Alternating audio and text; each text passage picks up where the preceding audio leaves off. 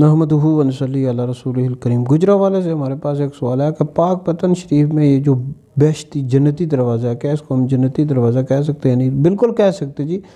پاک پتن شریف میں جی بابا فرید الدین مسعود گنج شکر رحمۃ اللہ علیہ کا مزار ہے۔ تو یہ جو مزار ہے، ان کے جو ایک مرید تھے نظام الدین اولیاء رحمۃ اللہ علیہ، انہوں نے تعمیر کروایا۔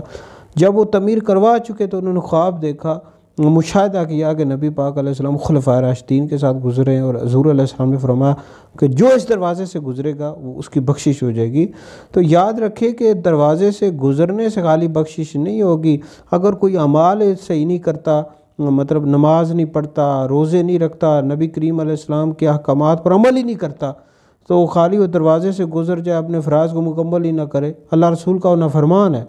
تو دروازے سے بھی گزرے، ساتھ نیک اعمال بھی کرے، اپنے فرائض کو مکمل ادا کرے، نماز پڑھے، روزے رکھے رمضان المبارک کے، اور باقی جو اس کے فرائض ذمہ ہیں وہ ان کو ادا کرے، تو بالکل اس کی بخشش ہو جائے گی۔ بہرحال اس کو جنتی دروازہ کہہ سکتے ہیں، کوئی حرج نہیں ہے۔